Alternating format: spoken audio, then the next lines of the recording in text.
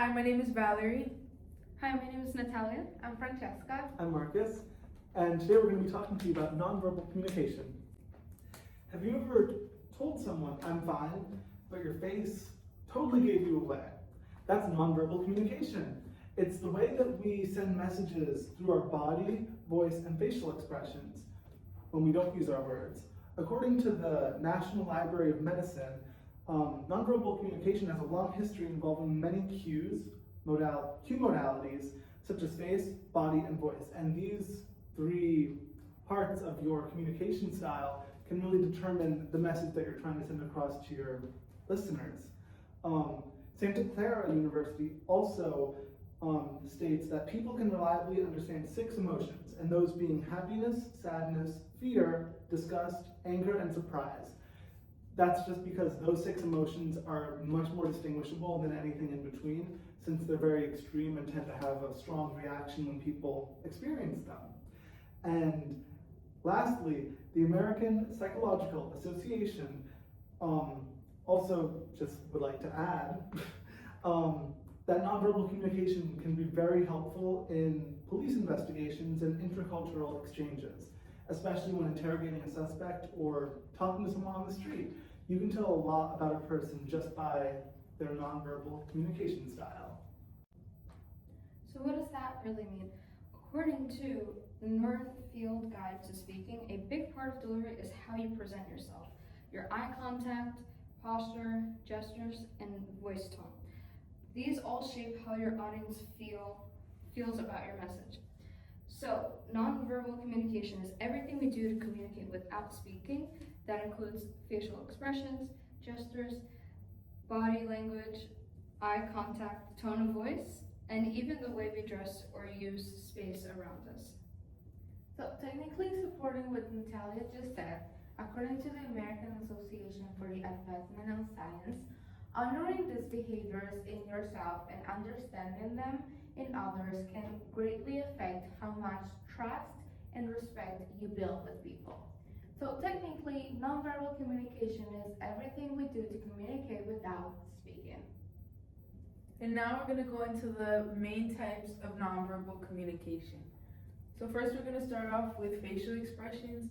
This is one that we use on a day-to-day basis, whether it's just smiling, raising our eyebrows, or just having a smirk on our face. These can influence the way that our messages are portrayed, as well as our speeches. Eye contact is another one. If you're looking at the person directly to their eyes, it calls for your message to be delivered better. Versus if you're looking at the floor or looking at the walls, the person might think you're either nervous or you don't want to be talking to them. Gestures is a big one, and as well as body movement.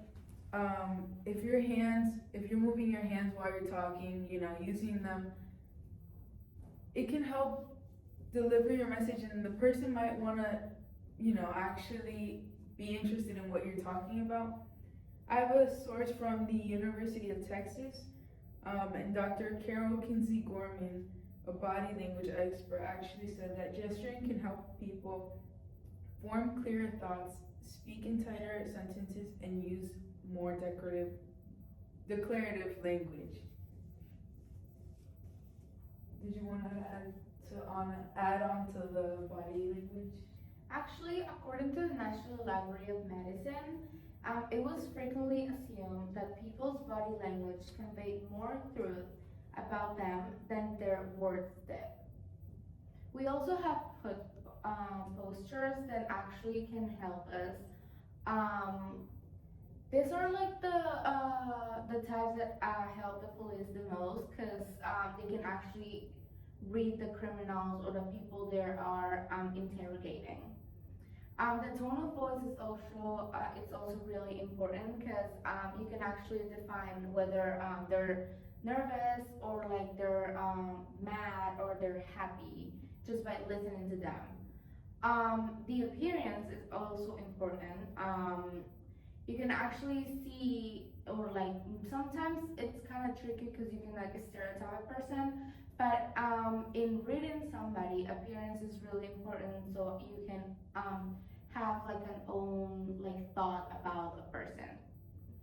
And then personal space is also important.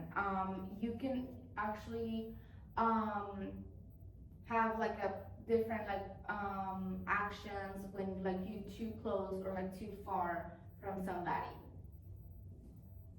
Just to add on to appearance, just an example that we could add to our daily life is, for example, you're walking into class, you wouldn't want to see your professors in shorts or hoodies and sweatpants, just because it's somebody you look up to and you know, you think of them as a credible source of where you're getting your information from. And just like small stuff like that can influence, you know, the truth behind what you're saying and how you're saying it. And these are just examples of nonverbal communication.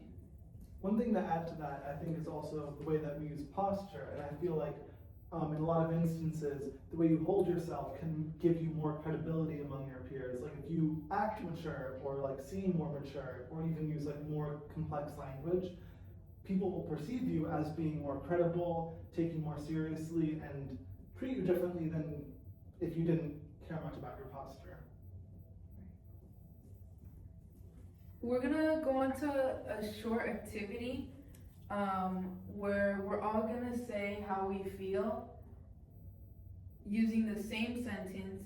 We're gonna say that we're angry, but we're all gonna be using different forms of nonverbal communication to express the way we feel. So I'll start. I'm angry. I'm angry. I'm angry. I'm angry. So here you see that we all spoke and used different body movements, gestures, had different posture, and different facial expressions to show how we actually felt. So, to sum it up, nonverbal communication is essentially the way that we communicate without using words. Your body language, posture, tone of voice, eye contact can all play a key role in determining how your message is received. Like the example we used of "I'm fine" in an angry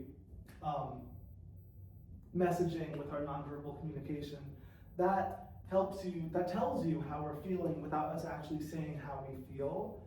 Like it is very good for displaying like a dichotomy, where if you wanted to say one thing but you mean another, because sometimes verbal communication can be tricky, or you don't want to spell it out for someone, and it adds an extra layer to like conversations that we have with our peers, friends, family, and I think it's a really cool thing that we have to be able to communicate without words. Yes. Thank you, Marcus, and thank you everyone for joining in on our speech. And just remember that actions do really speak louder than words.